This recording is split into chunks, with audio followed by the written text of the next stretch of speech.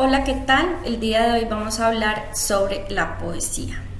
Entonces, para hablar de poesía debemos entender qué es un poema. El poema es un texto en el que se pueden expresar emociones, reflexiones personales y sentimientos por medio de las palabras. A estos textos que expresan emociones, reflexiones personales y sentimientos se les llama poemas.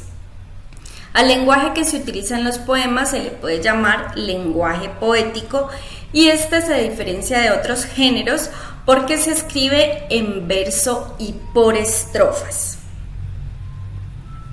Entonces, vamos a analizar cuál es la estructura del poema. Cada línea de un poema se llama verso y cada conjunto de versos forma una estrofa. Además, para la musicalidad, darle musicalidad a un poema, se emplea la rima y la rima se entiende repetición de sonidos en la palabra final de cada uno de los versos, a partir de la última vocal acentuada. La rima de los poemas puede ser consonante y asonante. Cuando hablamos de rima consonante se produce cuando coinciden las letras desde la última vocal acentuada o tónica, por ejemplo, pelota y rebota.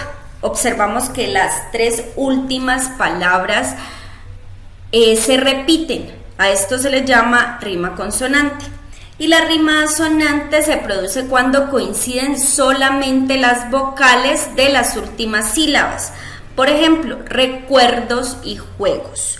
Recordemos que cuando hablamos de vocales encontramos A, E, I, O, U. Y cuando hablamos de rima consonante encontramos todas las demás letras del abecedario. Para asonante, repito, sería A, E, I, O, U, las vocales, y cuando hablamos de rima consonante, las demás letras del abecedario. Ahora vamos a ver un ejemplo sobre un poema. Como podemos ver ahí, la estructura, la forma en la que está escrito este poema tiene una particularidad. Entonces, encontramos que están escritos por estrofas. ¿Cuáles son las estrofas? Son el conjunto de versos. ¿Cuáles son los versos? Cada una de las lineecitas que tiene el poema, y la rima es la terminación igual o parecida en las palabras finales de los versos. Recordemos que la rima es lo que le da musicalidad a el poema. Entonces, observando este poema podemos ver que tiene dos estrofas. La primera estrofa tiene 1, 2, 3, 4, 5, 6, 7, 8 versos, teniendo en cuenta que el verso es cada una de las líneas del poema. Entonces, la primera estrofa tiene 8 versos y la segunda estrofa tiene 3 versos. ¿Listo? Vamos a leerlo. En un viejo árbol quiere hacer su nido y golpea el tronco con son repetido. Pico pica pinos, como es carpintero, pica que pica, hace su agujero. Como podemos observar, aquí en los versos encontramos en el verso que el verso 2 y el verso 4 tiene rima y se repiten las últimas 3 palabritas, y en el siguiente verso, que sería el sexto con el octavo, también se repiten las 3 últimas palabritas del verso. ¿Listo? Entonces, como podemos observar, aquí podemos hacer la identificación de cuáles serían los versos en un poema, cuántas estrofas tiene y cuál es la rima que posee el verso. También debemos entender, debemos conocer que los versos muchas veces poseen figuras literarias. ¿Qué serán esas figuras literarias? Son los recursos del lenguaje utilizados por el poeta para dar mayor expresión a sus sentimientos y a sus emociones. Entonces, son algún tipo de palabras que demuestran o detonan mayor expresión en cuanto a los sentimientos y a las emociones. Entre las figuras literarias que se pueden utilizar cuando escribimos un poema, vamos a encontrar la personificación y la comparación.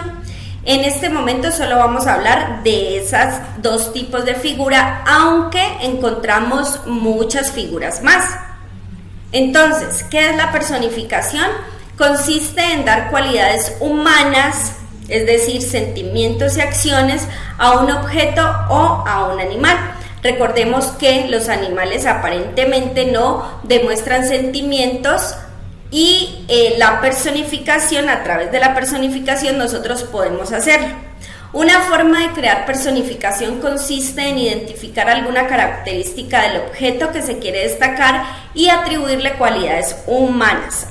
¿Ya? La personificación lo que consiste es dar cualidades humanas a los objetos o a los animales. Entonces, vamos a ver un ejemplo. Característica del objeto. La brisa en el agua produce pequeños reflejos. La personificación sería la brisa dibuja escamas.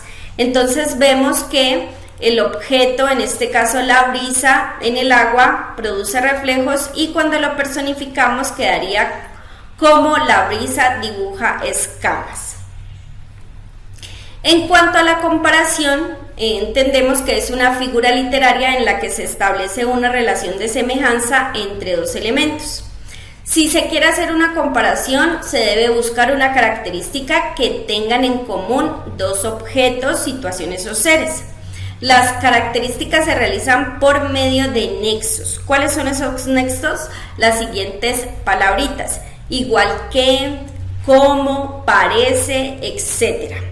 Vamos a encontrar en este momento, para hacer un ejemplo, dos elementos. El primero, el sonido de la lluvia al caer sobre el paraguas, y el elemento 2 sería sonido de un montón de canicas que caen al piso. Entonces, la comparación que podemos hacer aquí de estos elementos sería: ¿oyes cómo suena el agua? Como un montón de canicas brincando sobre el paraguas. Miren que simplemente sería el sonido de la lluvia cuando cae en el paraguas, pero aquí lo que nosotros hacemos es comparar la lluvia con canicas que están brincando en el paraguas. Como podemos ver, ahí hacemos esa comparación. Entonces, el sonido de un montón de canicas se relaciona con el sonido de la lluvia al caer sobre el paraguas. Bueno, eso sería todo por el día de hoy. Nos encontramos en otra oportunidad.